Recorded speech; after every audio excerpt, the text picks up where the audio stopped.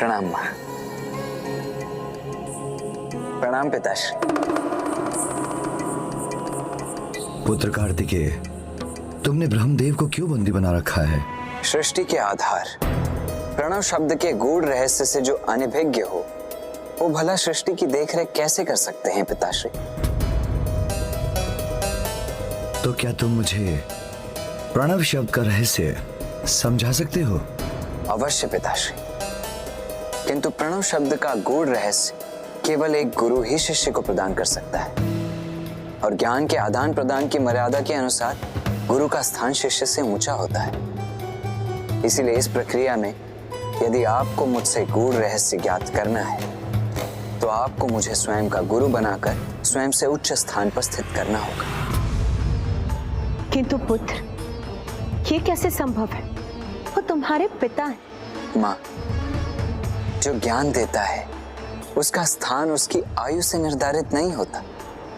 इसीलिए यदि पिताश्री को मुझसे प्रणव शब्द के गूढ़ रहस्य को ज्ञात करना है, तो उन्हें मुझे गुरु बनाकर स्वयं से उच्च स्थान पर स्थित करना ही होगा। किंतु पुत्र, जहाँ महादेव, वो स्थान स्वतः ही सर्वोच्च हो जाता है। जगत पिता महादेव से ऊंचा स्थान तो संसार में हो ही नहीं सकता पुत्र। पुत्र कार्तिकेय, गुरु से उच्च तो कोई स्थान नहीं होता, और मैं तुम्हें गुरु के रूप में स्वीकार कर स्वयं से उच्च स्थान देता हूँ।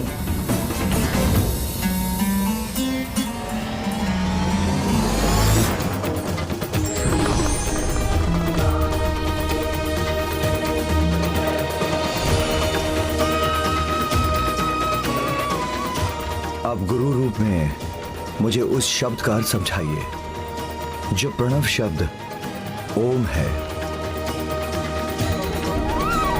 हे गुरु गुहान, मैंने गुरु स्वीकार किया है आपको, तो अब मुझे प्रणव शब्द का अर्थ और उसका गूढ़ रहस्य समझाने की कृपा करें। गुरु का ज्ञान तो शिष्य के कान में गुप्त रूप से ही दिया जाता है, इसीलिए सुनिए।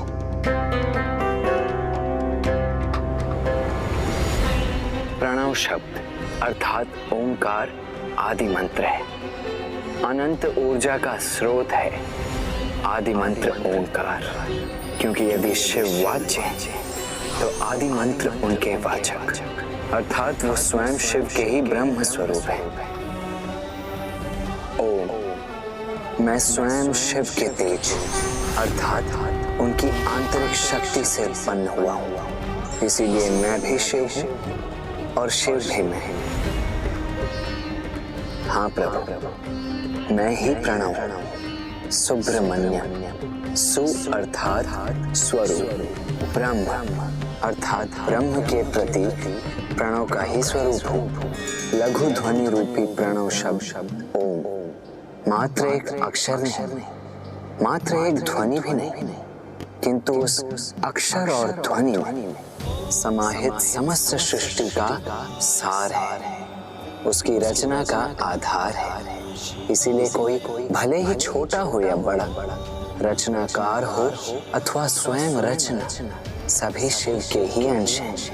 इसीलिए किसी के भी द्वारा किसी अन्य का तिरस्कार उचित नहीं, क्योंकि वास्तव में सभी की रचना दिव्य ओम अर्थात प्रणव शब्द से ही हुई है, और यही प्रणव का रहस्य भी है।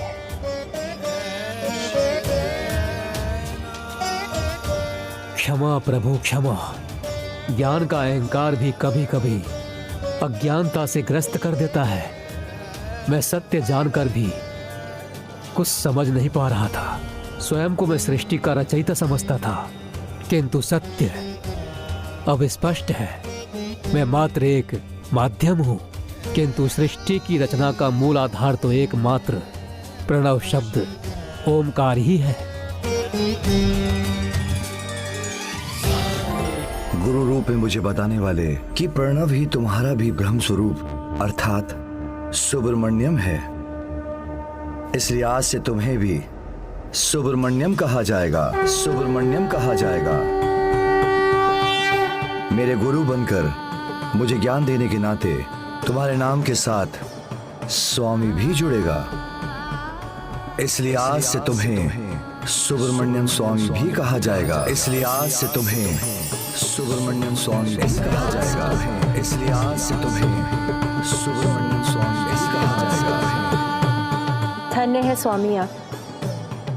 पुत्र, आज मैंने तुम्हें अपने नाथ के गुरु अर्थात स्वामी के रूप में देखा है, इसलिए आज मैं तुम्हारे सम्मान में मैं भी तुम्हें एक नवीन नाम देती हूँ, स्वामीनाथ। स्वामीनाथ।